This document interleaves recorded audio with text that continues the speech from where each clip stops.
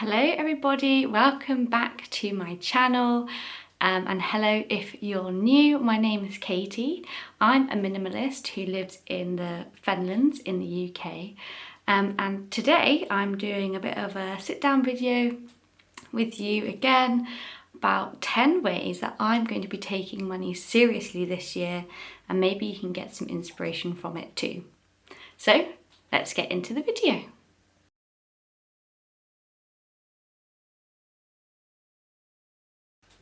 So the first thing I want to talk about is my why. Why am I taking money really seriously this year?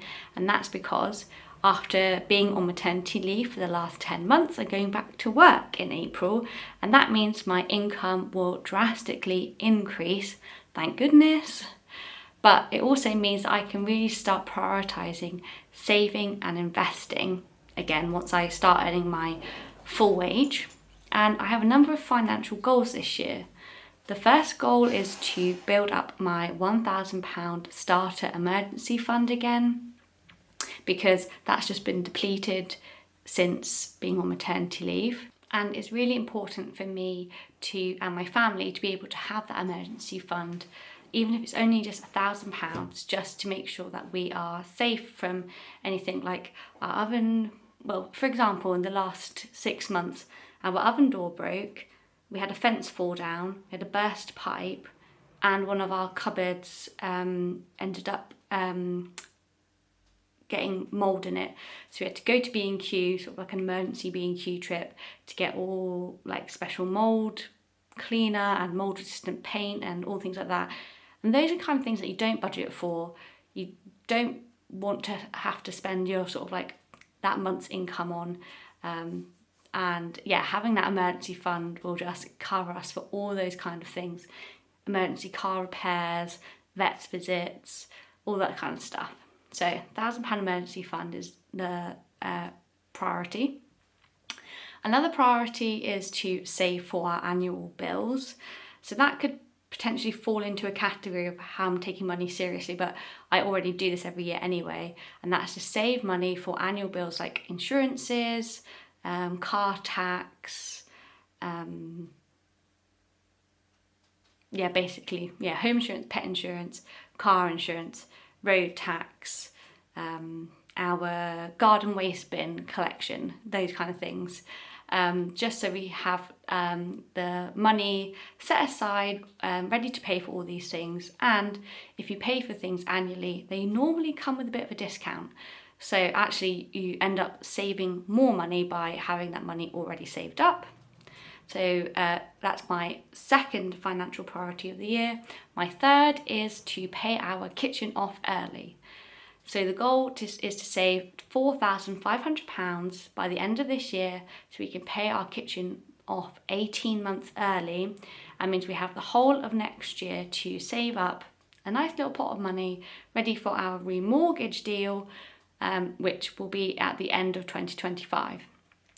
So I'll be doing, I've said this in a couple of other videos, but I will be doing more financial content, especially in 2025, because we do have that big financial deadline of a remortgage. So yeah, my third financial priority this year is to save up £4,500 to pay that kitchen off early and be completely and utterly debt-free apart from mortgage. So how am I going to achieve these things? Well, step one, I use cashback from spending on my credit card. I use my credit card like a debit card, and I can do a video explaining that more in detail if that's something that people would be interested in. However, every time I spend on my credit card, I get cash back.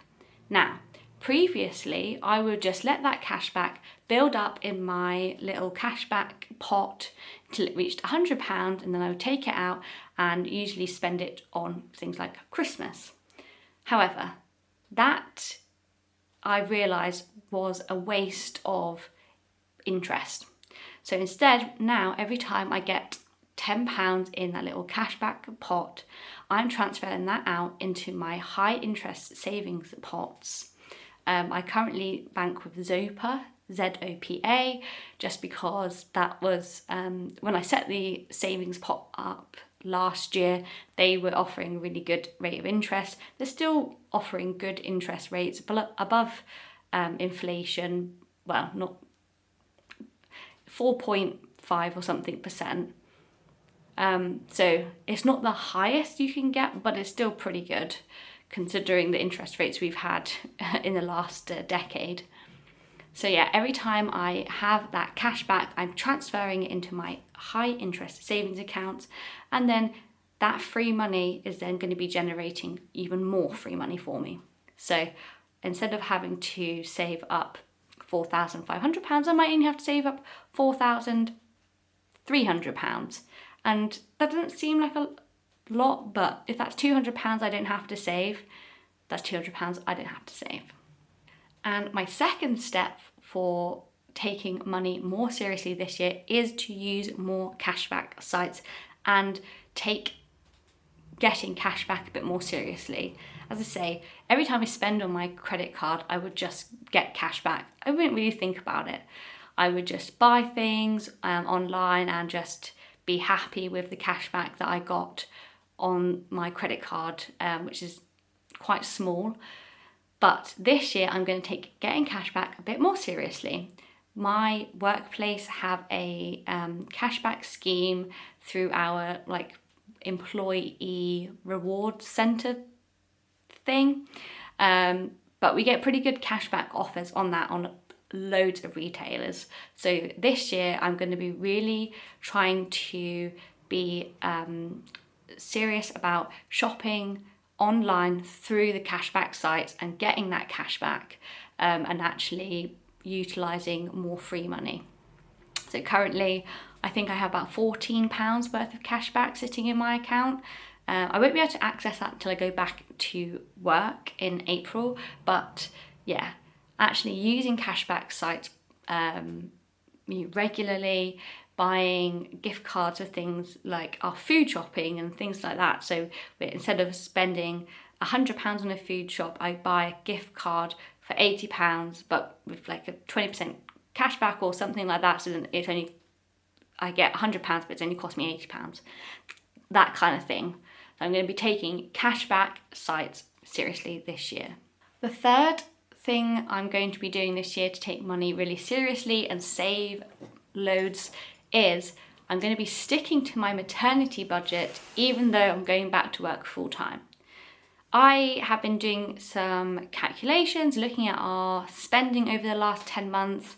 We really had to be conscious about spending, especially because my income was reduced by about 70%. But actually, the last 10 months, I haven't felt like I've gone without. So we've had a look at our budget. We've made a realistic food budget, a realistic spending budget, and I'm really happy to go forward with these numbers, even though I'll be earning like 70% more than I'm earning now. So yeah, being able to keep to these budgets, even though I'll be earning more, just means that I'll be able to save a lot more, even with childcare costs coming our way. And in the future, I might do a budget video of how I budget, what I budget, how much money we're spending each month, if that's interesting. So if it is, click like and leave a comment below if you want to see that video, and I can put that together for you. So, talking about childcare costs, the fourth way I'm going to be taking money seriously this year is to utilise the tax-free childcare savings accounts that the government have, and when the 15 hours free comes in for over 9 months old babies in September, I will be utilising that as well. So getting tax-free childcare savings account set up, so you get 20% off the cost of childcare now, and then claiming the free hours when we are eligible, and that will just bring down the cost of childcare because that is our second biggest bill. So we have our mortgage, that's the biggest bill, and then childcare is our second biggest bill. So anything we can do to reduce those two big bills will make most room in our budget. So setting those up will be really important to save money this year. The fifth thing I'm doing this year to take money more seriously is to, instead of donating so much to charity, sell some more quality items, either at car boot sales or on Vinted. So I've started to do this already, and I will link the video here of the video where I talk through what I've been putting on Vinted. But especially with baby clothes, I'm going to be starting to look through some of the things that Olivia never wore, and ask myself if I'm going to use this for baby number 2 or 3, if we're able to have another baby and or want another baby. No, we do want another baby, but you know, life might get in the way. But really ask myself, do I want to keep this for another baby? And if I say no, then I'm going to try and sell this on Vinted. My default's always been to just give it to charity, but for the really good quality items that we've been gifted by friends and family that haven't been worn, we are going to be selling them at on Vinted. And then household objects, I'm going to be saving things that I think maybe other people want, and then I'm going to be doing a car boot sale, selling them at a car boot sale later in the year, which I will of course take you all along. But yeah, I'm trying to sell the things that we end up decluttering from the house, rather than just giving them to charity or recycling them, because you never know what people want, especially at car boot sales. There's a lot of things that you can sell which are like, in the UK we would call it bric-a-brac. I don't know what you'd call it in America, but it's things like glass jars or old alcohol bottles that are empty and cleaned out, because people like to upcycle them and recycle them for things like weddings and stuff like that. So normally I would have just like recycled those kind of things, but I'm actually going to collect them all together and then try and see if somebody wants them for something like a wedding at car boot sale. And make money from nice trash. The sixth thing that I'm going to be doing this year that's different to previous years to take money more seriously is I'm going to be buying more things secondhand. Not necessarily for myself, like clothes, but for Olivia especially. Baby clothes, they're such good quality, they last for a really long time. So buying lots of secondhand things for her on Vinted, and then buying secondhand toys as well. I'm going to give that a real good shot this year. Homeware as well, going to car boot sales, going to charity shops, trying to just buy more things secondhand this year, and maybe do a bit more eBay hunting as well, just to try and save a bit of money on things, especially the baby clothes. I think buying secondhand is going to be definitely save us a lot of money. And I'd say there's so many good quality items on Vinted nowadays for babies that it will be silly to spend money on new things all the time. The seventh thing that I'm going to be doing to save more money this year is very personal, but I am cutting alcohol down to a real small amount, and I'm going to try and cut down on the number of chocolate and sweet treats I buy, and try and bake more at home, just to try and save a bit of money on things like snacks. But we've already seen the impact of reducing our alcohol consumption has been on our food budget, and we're spending £15-20 less a week already by just not buying it basically in our weekly food shop, and only buying 1 or 2 maybe every other weekend, like just 1 or 2 beers or a crate of 4 beers every other weekend. It's been already impacting our food budget, and we've already seen how much more we have left over. So continuing that through the year and reducing that alcohol consumption, I think is really going to help. And with baking, I'm on a bit of a confidence journey. I've never really seen myself as a baker. I can cook dinners, quite nice dinners, but I suffer from a bit of a lack of confidence when it comes to baking. So I'm trying to just basically practice and bake lots. And that means, we can have just as much cake, but it will be half the price because raw ingredients are much cheaper than buying pre-processed foods. The 8th thing that I've already done this year to save money is cutting back on bills where I can. So I've negotiated I've changed my SIM only deal, and I've cut my phone bill down from £16 a month to £9 a month. We've negotiated Scott's bill down from £29 a month to £17 a month. We negotiated our TV renewal from £156 to £98, so saved ourselves a small fortune there. And with all of our insurances and all of our bills, whenever they come up for renewal, we negotiate them down, look for better deals, and all it takes is just one phone call to say, no, I don't want to pay that, I'd rather go somewhere else, and they can usually do you a deal. So negotiating all of our bills is something I'm going to continue doing, but I've had my phone SIM contract for years, and I finally took the plunge and changed it, and saved myself about £6 or £7 a month just by switching my phone SIM. So those kind of things, they really add up. We've saved something like almost £3,000 this year just by negotiating bills.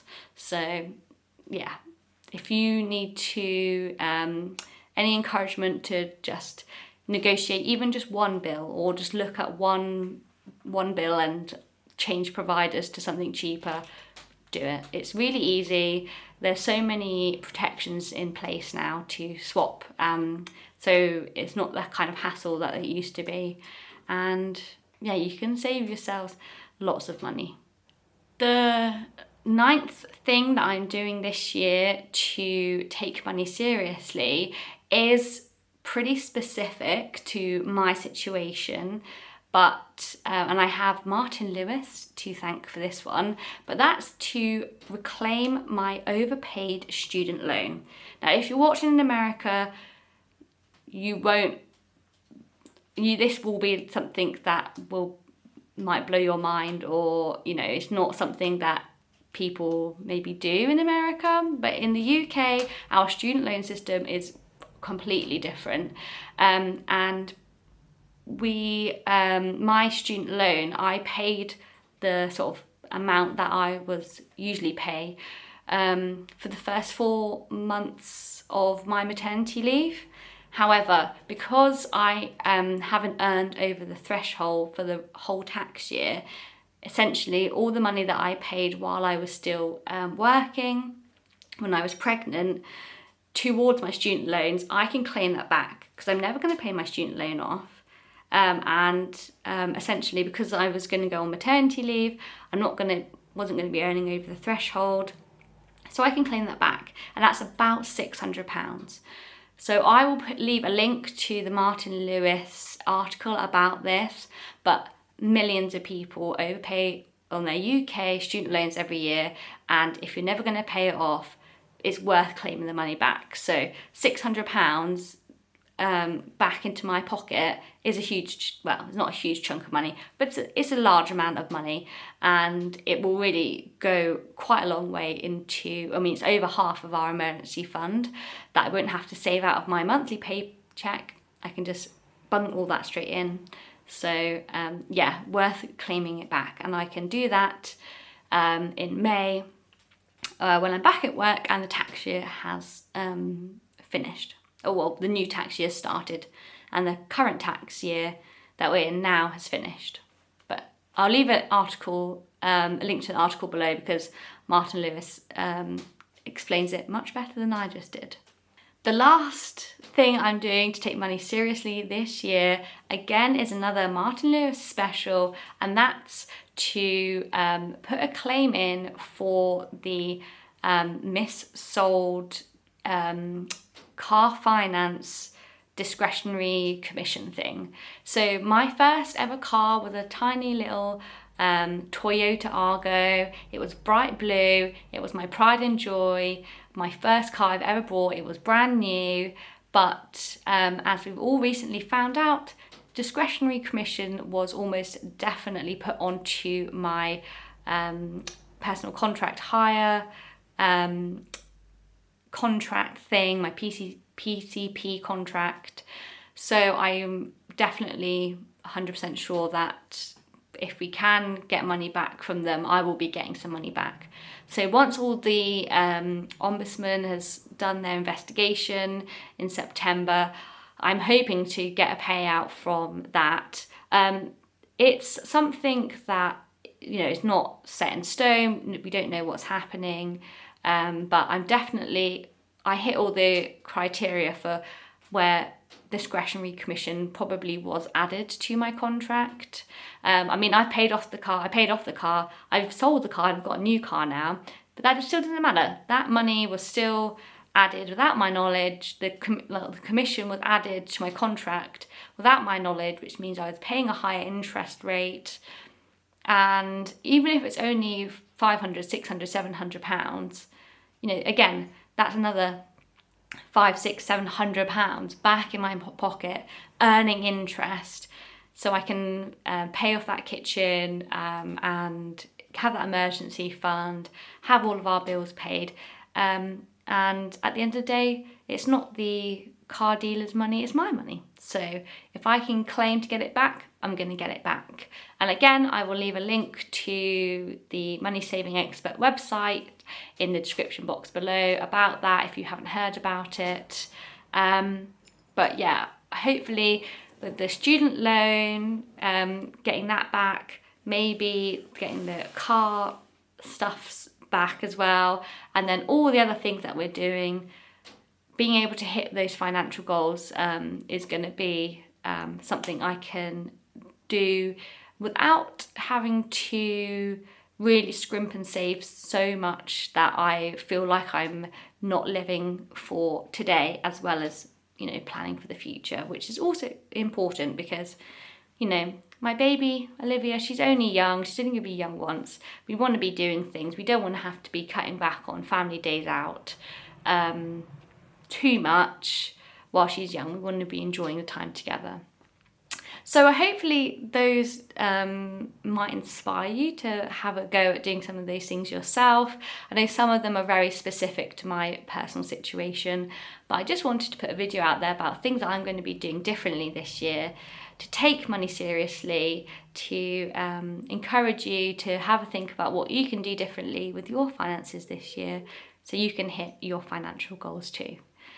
And if you like this video, again, hit that like button. If you're, almost dropped my phone. If you're new to the channel and you want to see more content from me, I normally do sort of slow living, intentional, minimalist family vlogs. Although I'm sprinkling in more sort of sit down videos here and there. But yeah, the next vlog we have coming up is super exciting. We're going to go indoor skiing, so I'm going to take you along for a day of indoor skiing. And yeah, so if you're looking forward to seeing that, hit that subscribe button. And I will see you in my next video. Thanks for watching. Bye.